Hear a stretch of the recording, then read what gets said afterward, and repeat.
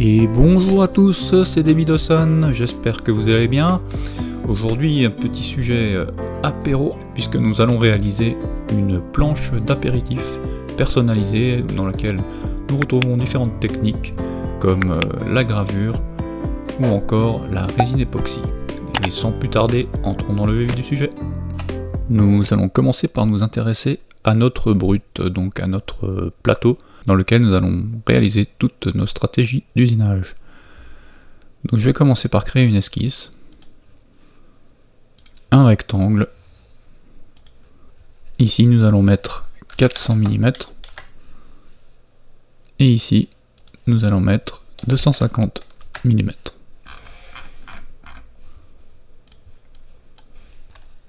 Voilà, le projet est fini. Non, je plaisante, on va passer à la suite. L'idée, c'est d'intégrer dans les trois zones supérieures, ici et ici, des ramequins, en fait des sortes de ramequins pour mettre des rondelles de saucisson, des olives, des tomates cerises, ce que l'on souhaite en fonction des goûts de chacun. Ces ramequins, on va les découvrir sur la photo là que je vais vous mettre ici, voilà. Donc vous voyez leur forme. Donc il va falloir commencer par faire un petit relevé de côte, afin de définir à quel endroit nous allons les intégrer. Nous allons commencer par créer des lignes de construction afin de placer des dessins qui seront des ébauches pour se faire une idée de l'encombrement des ramequins. Donc là je vais prendre des lignes, des traits de construction. Voilà, on va chercher le centre, on a le triangle, voilà, on est au centre. Perpendiculaire. Ensuite on va faire pareil ici. Alors si quelqu'un sait comment faire pour avoir le centre du centre, ça serait sympa. Alors là, entre ce point et ce point, on a 200 mm. Donc tout simplement, bon, c'était pas compliqué, on était sur 400 divisé par 2. Tout simplement, nous allons placer une ligne de construction n'importe où. Nous allons faire comme d'habitude, on sélectionne la ligne, on appuie sur D, on sélectionne la deuxième ligne et on rajoute une contrainte qui va se situer à la moitié de 200, donc à 100, et on est sûr d'être au milieu. Ensuite, si on est paresseux, et je vous encourage à l'être quand vous travaillez sur ce genre de projet, ou d'autres projets, vous utilisez le système miroir, vous sélectionnez votre ligne, votre axe de symétrie, qui est préalablement créé, et vous faites OK. Ensuite, on va rajouter encore une ligne de construction horizontale pour définir la hauteur maximale à laquelle on souhaite intégrer notre ramequin. Je dirais 35 mm, ça serait pas mal. Je valide et je trace ma ligne. J'ai mesuré une largeur maximale du ramequin de 120 par 120 mm. Donc on va faire la moitié et faire des symétries maintenant. Mais avant cela, nous allons déplacer nos lignes qui se situent là et là, afin de laisser un peu plus de place pour les ramequins. Comme ici on a gardé 35 mm, ben on va faire pareil, on va déplacer ici de 35 mm. Donc on va faire 100 moins 35 pour cette cote. On sélectionne, toujours avec D. Alors là il me dit que je suis sur contraint. C'est normal. Parce que j'ai déjà cette cote qui a une contrainte et c'est une symétrie de cette cote. Donc nous allons supprimer cette contrainte. Nous allons refaire la même démarche. Seulement cette fois-ci nous allons faire 100 moins 35 mm. Voilà. Et vous voyez notre segment s'est replacé symétriquement tout seul.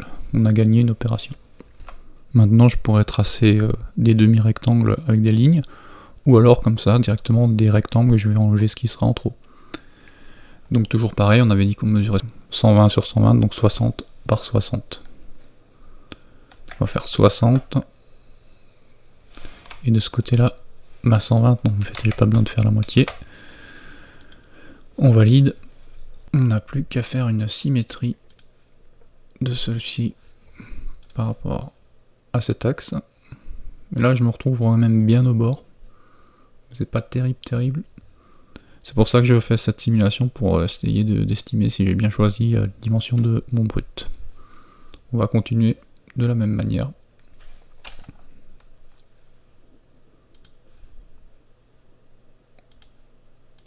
une jonction. Et là maintenant, on va découper ce qui est en trop.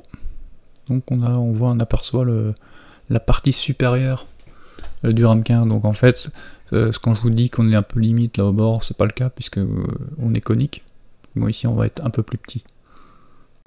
Pour créer la base de notre ramequin, qui est à 80 mm par 80 mm, nous allons simplement utiliser la fonction de décalage qui est là-haut, sélectionner le contour supérieur et nous allons le réduire non pas de 120 moins 80, nous allons simplement faire 120 moins 80, 40 mm, divisé par 2 car il va se reporter de chaque côté, soit 20 mm.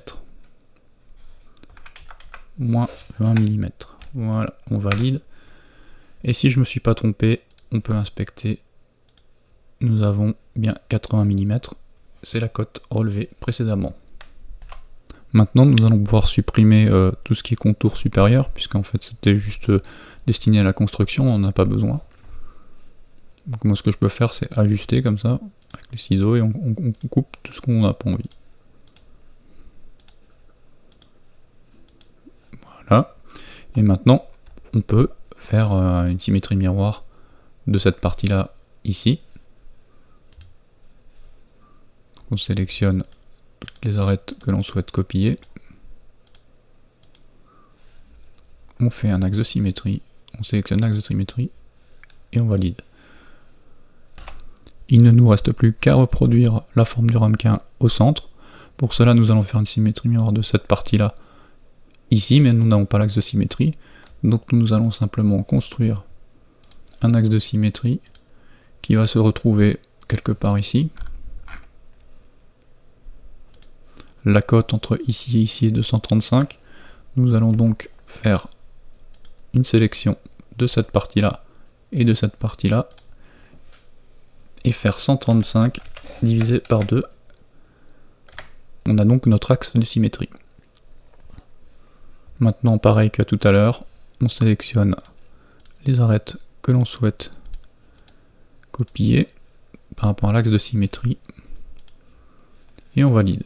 Voilà, nous avons donc nos trois ramequins parfaitement centrés. Maintenant, on va ajuster tout cela pour que ce soit visuellement plus agréable. Alors, il y a plusieurs façons de faire. Bon, je vais faire un truc un peu barbare. Je vais créer une ligne.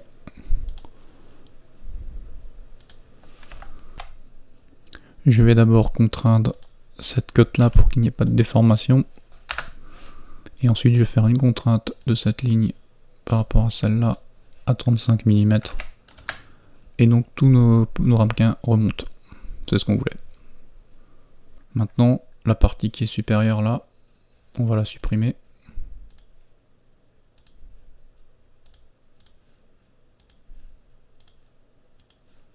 Voilà. Si vous voulez, vous pouvez réajuster le bas du plateau et en fonction de l'esthétique que l'on recherche. D'ailleurs, on peut très bien faire un plateau étroit comme ça, tout en longueur. Ça se voit assez souvent. Maintenant, j'ai prévu de rajouter quelques décorations en dessous en résine époxy, donc ça va faire l'objet de la suite de ce tuto. Maintenant, nous allons insérer nos éléments décoratifs. Nous allons partir de fichiers SVG que nous allons insérer. Donc c'est au choix en fonction des goûts de chacun. Dans ma réalisation, j'ai choisi le thème de Naruto en confrontant les deux clans Senju et Uchiwa. Ça parlera peut-être à certains, pas à tout le monde sans doute. Donc mon premier logo, et vous l'aurez reconnu pour ceux qui connaissent, il s'agit du logo du clan Uchiwa. On va le redimensionner afin de l'intégrer. Alors on va faire le logo comme ça à l'œil, hein. On le met un petit peu à peu près ici. Ok, on valide. Ensuite on insère le deuxième logo.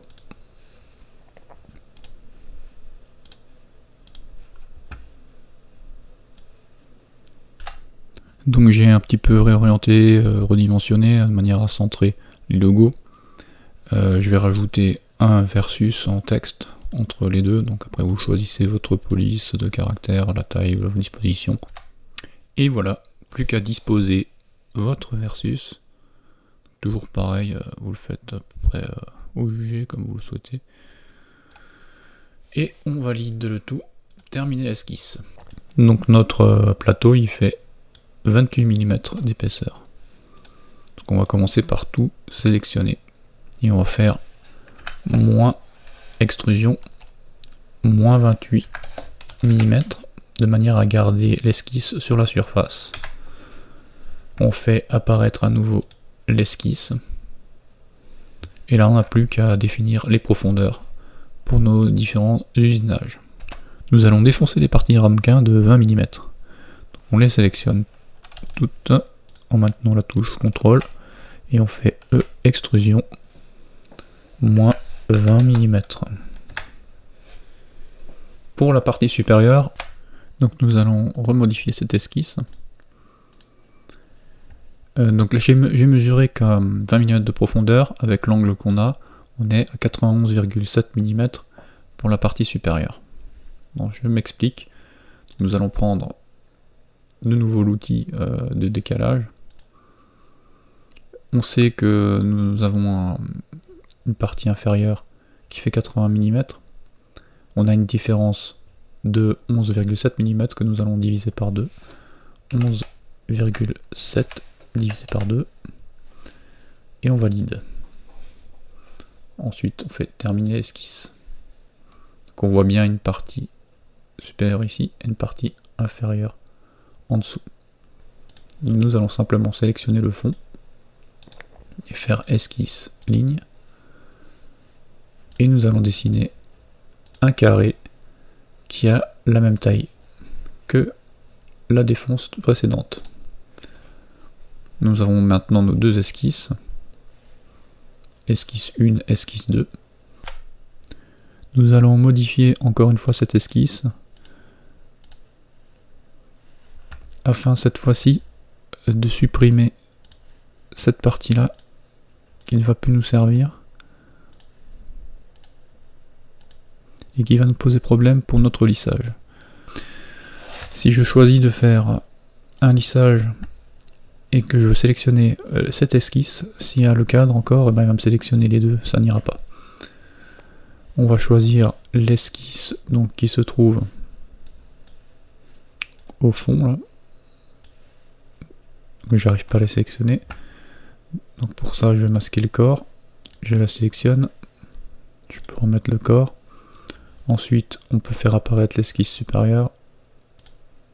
Et voilà, donc on peut voir la forme conique là qui s'est préparée. On fait OK. Et on a bien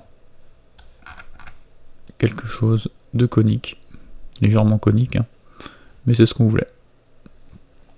Et maintenant il n'y a plus qu'à répéter les opérations sur les deux autres réceptacles de ramequin. Ensuite, plus simplement, nous allons défoncer les parties de nos logos.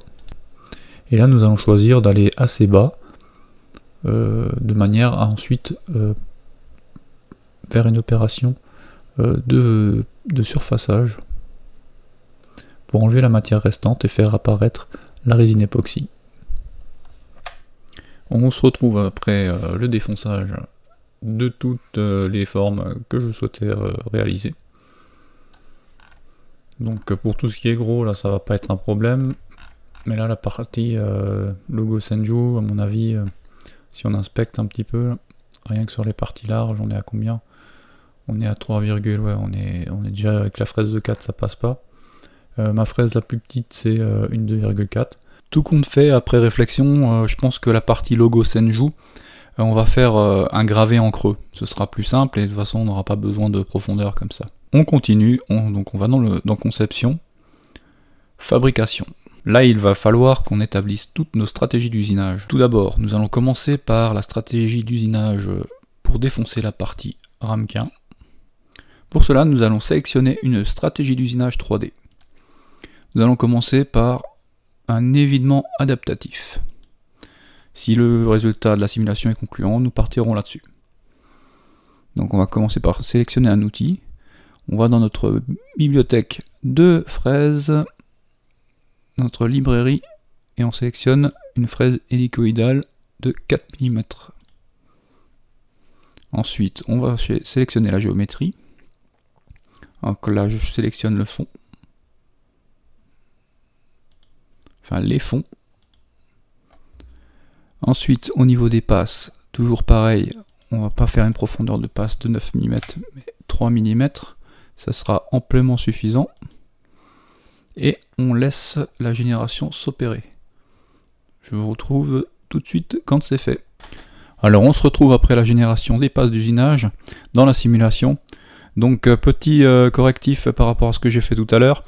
Il faut sélectionner à la fois le contour inférieur, le petit contour, et le contour supérieur avant de lancer la génération de votre stratégie d'usinage. Allez, c'est parti pour une simulation.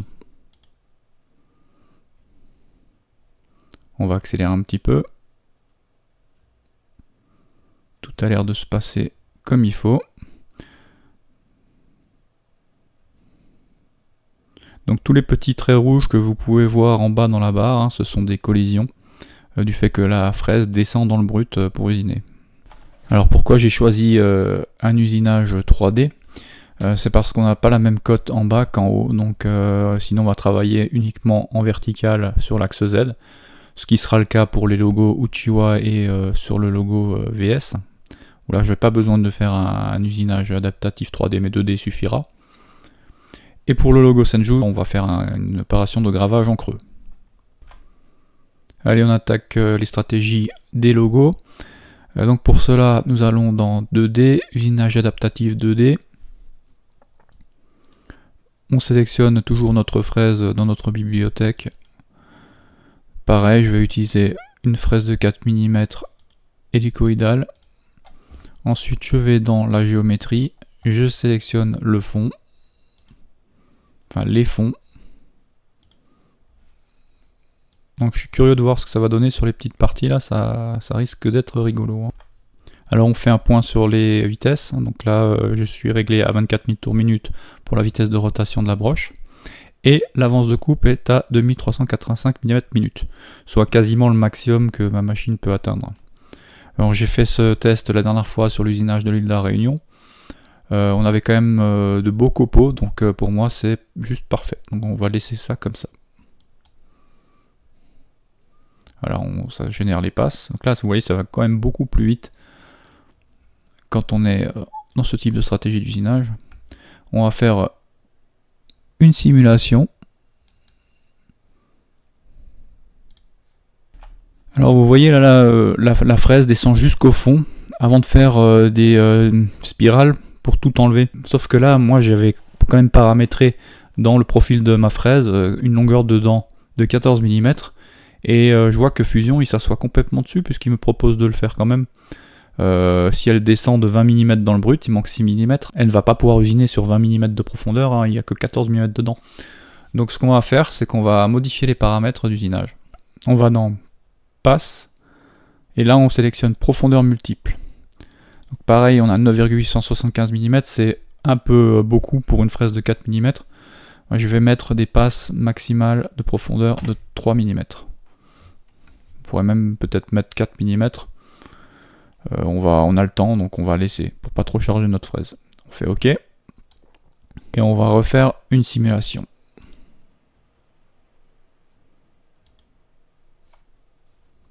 Là, ce qu'on constate maintenant, c'est qu'on n'a plus aucune collision. Tout est vert en dessous.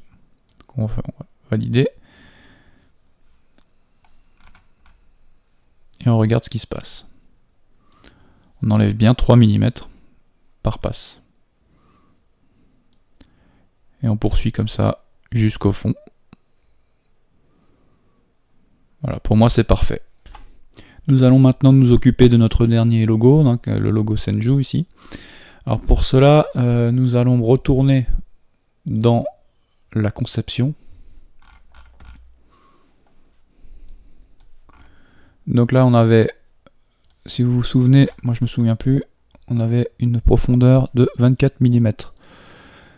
Nous allons faire une extrusion de 24 mm pour reboucher notre trou. Voilà, on a fait ça pour rien. Alors vous allez aller développer le menu ici pour aller dans l'esquisse, faire apparaître l'esquisse. Voilà. Ensuite, vous allez dans 2D, sélectionner graver en creux. Vous sélectionnez toujours votre outil. Donc moi, je vais utiliser une fraise à chanfreiner de 6 mm 30 degrés avec une longueur de dent de 25 mm. En fait, c'est une fraise conique assez massive. On sélectionne notre esquisse du logo Senju. Voilà. On vérifie tous nos paramètres, on est bien à moins 3 mm. On va cliquer sur OK et le laisser générer les passes. Ensuite, on va dans Simulation toujours. Et on lance.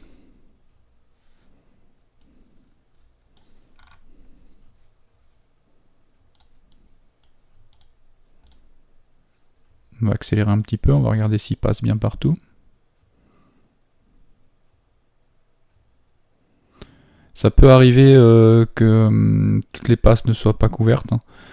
Ça peut venir d'un problème d'esquisse non bouclée. Donc faites attention à ça, vérifiez dans vos simulations avant. Si tout vous semble correct, vous pouvez générer le G-code. Il reste maintenant une dernière stratégie d'usinage à définir, et vous vous en douterez, c'est le contour 2D. Donc pour cela, je vais toujours dans 2D, et je sélectionne contour 2D. Je vais sélectionner mon outil. Là, on va partir sur une fraise hélicoïdale de 6 mm.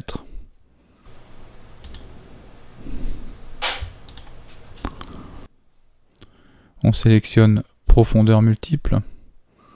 On est réglé à 3 mm. Je vais la mettre à 4 mm. On a encore un autre paramètre à prévoir. Ça se trouve ici dans Géométrie. Vous cochez Onglet. Donc on va prendre des onglets de forme triangulaire. Donc c'est des petites pièces qui vont permettre de faire en sorte que ça ne se détache pas pendant l'usinage. Mais avant de valider, nous allons sélectionner notre contour. Donc là on va dans l'onglet Géométrie sélectionner. On va prendre le contour du bas. OK, et on valide. Et on voit tout de suite nos différentes passes avec la forme de nos onglets. Moi, ce que je vais faire encore, c'est que je vais modifier cet onglet par un onglet de forme triangulaire. Donc on voit tout de suite ce que ça donne en direct. On peut changer le nombre ici, ça nous les replace. Donc on va laisser 48, ce sera déjà assez embêtant à enlever. On peut faire une simulation là si on souhaite pour le plaisir.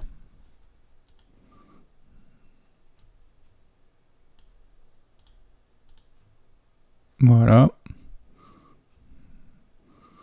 On n'a plus qu'à générer nos 4 stratégies d'usinage et à bien préparer nos fraises et nos changements de fraises lorsque nous serons dans l'atelier pour l'usinage. Toujours pareil, nous allons post-traiter chaque stratégie individuellement. Je ne vais pas vous le remontrer, si vous avez besoin, je l'ai montré dans pas mal de vidéos précédentes. Sinon, demandez-moi et puis je vous expliquerai à nouveau. Je me rends compte que la vidéo est déjà bien longue, donc ce que nous allons faire, c'est que je vais réaliser une deuxième vidéo pour la partie pratique où j'expliquerai et détaillerai toutes les étapes. Alors merci à tous ceux qui m'ont suivi jusqu'ici. Pour tous ceux qui ne sont pas encore abonnés, n'hésitez pas à le faire. C'est juste un petit clic et puis moi ça m'aidera beaucoup pour l'évolution de la chaîne par la suite. Si vous avez des questions, comme toujours je réponds à tout le monde en commentaire. Sur ce, à plus, tchuss les makers.